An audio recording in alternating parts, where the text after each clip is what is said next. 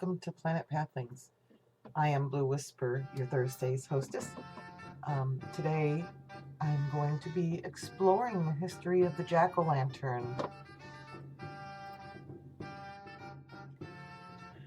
Today we use pumpkins to carve for our jack-o'-lanterns, but it wasn't always a pumpkin. In fact, the first jack-o'-lanterns were thought to be made from turnips.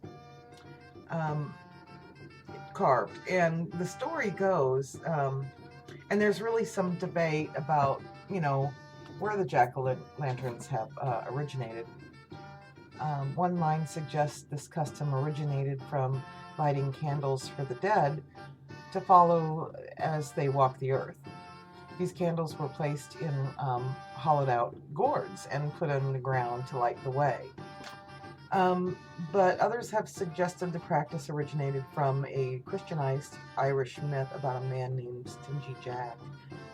And the story of Stingy Jack goes that he and the devil entered a pub together to have a drink. And Jack convinced the devil to turn himself into a coin to pay for the drinks. But instead of using the coin, Jack slipped it into his pocket next to a silver cross. And the cross prevented the devil, of course, from changing back into his original form. But Jack eventually freed the devil under the condition that he would not bother Jack for 1 year, and if Jack should die during that year, the devil would not claim his soul. And the devil agreed to these terms. So then again, he tricked the devil, after that year, and this time the devil climbed into a tree to pick a piece of fruit. And while he was up in the tree, Jack carved a sign of the cross into the tree. Some stories say he laid crosses around the base of the tree. And he couldn't get down. So, he made another deal with the devil that he would free the devil from the tree if he promised not to bother him for 10 years. And if Jack died during those years, the devil would not claim his soul. And the devil, again, he agreed to these terms. But not long after this, Jack did die. But because of, his trickery, God wouldn't allow him into heaven. In keeping his word not to take his soul, the devil also would not allow Jack into hell. So instead, the devil sent Jack out into the darkness of the world between the worlds with nothing but a burning piece of coal that Jack placed into a carved out turnip, and has been roaming the earth ever since. And the Irish began to refer to Jack's ghostly figure as Jack of the Lantern, and then simply shortened to jack-o'-lantern. The Irish and Scottish people began making lanterns by carving scary faces into turnips or potatoes, sometimes even beets, and placing them in windows or near doors to frighten away the wandering evil spirits. The beets were used in England. It wasn't until some time later that the pumpkin was actually used for this purpose. In the Wikipedia, jack-o'-lantern or jack-o'-lantern is a carved pumpkin or turnip associated with the holiday Halloween and named for the phenomenon of strange light flickering over peat bogs called will-o'-wisps. Will-o'-wisps, when I open that, what that is known as a foolish fire. It's an atmospheric ghost light seen by travelers at night, especially over bogs, swamps, and marshes. It resembles a flickering lamp and is said to recede if approached, drawing travelers from safe paths. The phenomenon is known by a variety of names, including jack-o'-lantern, friar's lantern, hinky puck, and hobby lantern.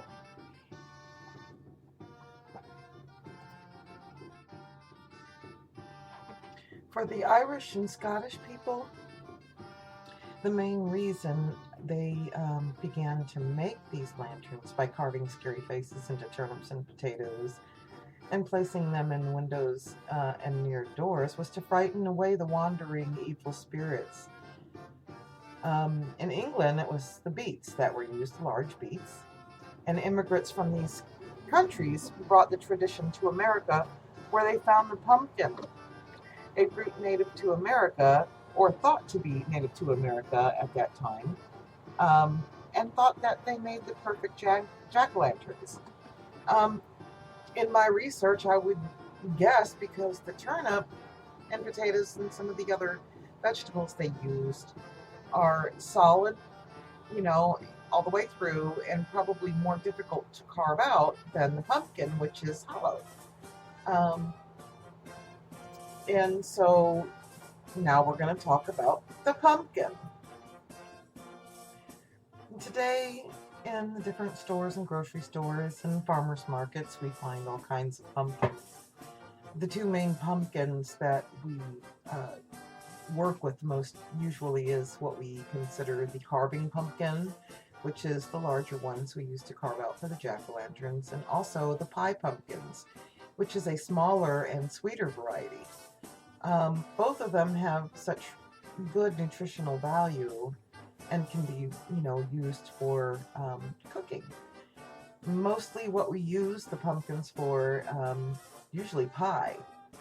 And I'm going to include a recipe for an ancient pumpkin pie that I came across. The pie pumpkin is also called a sugar pumpkin. It's smaller in shape. And they are commonly found at the grocery store in the produce section or at farm stands, as I said. The small round pumpkin is packed full of flesh and makes it a good choice for cooking. The pulp also has a better texture. It's less grainy and a little bit sweeter. In contrast to the pie pumpkin, the carving pumpkin, commonly referred to as a jack-o'-lantern pumpkin, was designed to make it easier to carve. They have a thinner shell and are typically have less flesh or pumpkin guts on the inside. And the flesh is grainier, stringier, and the inside of a carving pumpkin tends to contain more water than the pie pumpkins. Both pumpkins, however, can be used for carving jack-o'-lanterns, and both of them can be cooked. The difference would be because the carving pumpkin contains a lot more moisture, you may have to cook it down. It may take a lot more pumpkins in order to make a nice, pie, because you do want to cook a lot of the moisture away. The oldest evidence, pumpkin-related seeds dating between 7,000 and 5,000 BC, were found in Mexico. The pumpkin was perfect for seafaring explorers from all over the world to bring back to their countries. The first pumpkins were believed to be more of the crooked neck variety, not the ones that we know of today. Many archaeologists believe that pumpkins were first farmed with sunflowers and beans in the small settlements. What is the difference between a pumpkin and a squash? Well, it depends on what you want to call a pumpkin. In some countries like Australia, New Zealand, and much of Asia, any thick-skinned winter squash is called a pumpkin. And in the States, it's mostly the Connecticut field variety and others that are orange and ribbed. More than likely, the first settlers that came to America discovered that the pumpkin was a lot easier to carve the face into. It was already hollow and made a perfect lantern. And that's when the practice of a jack-o'-lantern using a pumpkin, came into play. And so at the end of this video, I'm going to do a little segment where I'm going to try to carve a turnip, because I have a feeling that carving a turnip is very difficult, and that's why they decided to make jack-o'-lanterns with pumpkins, and that's how we know our jack-o'-lanterns today. pumpkins have been a staple diet of many Native Americans for centuries. And we even have a nursery rhyme. Peter, Peter, pumpkin eater, had a wife but couldn't keep her. Put her in a pumpkin shell and Mary kept her very well. Would be a really good example of the prosperity from raising pumpkins. The colors of Samhain are black and orange. Black to represent the time of darkness after the death of God, who is represented by the fire and the sun during an earlier Sabbath known as Lunasa, and the waning of light during the day. Orange represents the awaiting of the dawn during Yule, which is December 21st to January 1st, when the god is reborn. And that would make, the pumpkin perfect for Samhain because of its color. Some of the Halloween-related activities surrounding the pumpkin, and some are not so good, but fun for the holiday. There's smashing pumpkins and pumpkin chunking. Smashing Pumpkins, not to be confused with the band Smashing Pumpkins, but the activity that kids and teenagers do, maybe collecting the jack-o'-lanterns on Halloween and throwing them into the road or against a tree to smash them. Making it into a sport, some people have developed what they call the pumpkin cannon, a pumpkin catapult, and for the purpose of what we now call pumpkin chucking. Excuse me, it's kind of a tongue twister for me. But, there's a lot of fun around pumpkins, not just fun to eat and fun to carve, but fun to smash as well. Now stay tuned, because right up here next, I'm going to attempt my hand at carving a turnip. I want to experience what our ancestors did, and seeing how hard it is, I imagine it's probably really hard to carve a turnip. And we'll see what kind of difficulties they had in doing that before they've discovered the pumpkin. Stay tuned.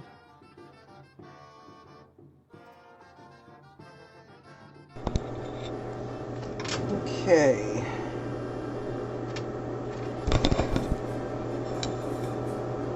Alright, let's see if this works.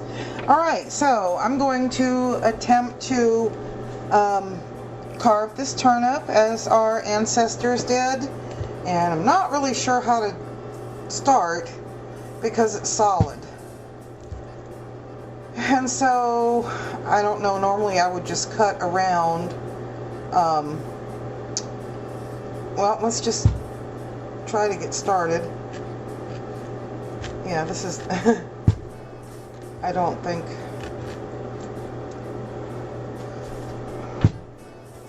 oh, let's see. Ah, damn. Ah, let me get that.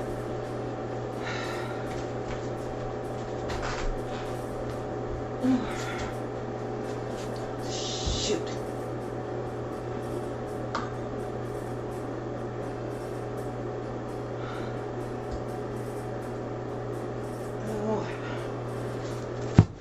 Damn. Okay. You know what? I'm just going to conclude this video. Oh, son of a. Sorry. I'm just going to conclude this video right now. I think we got the picture of why it's so difficult to carve a turnip.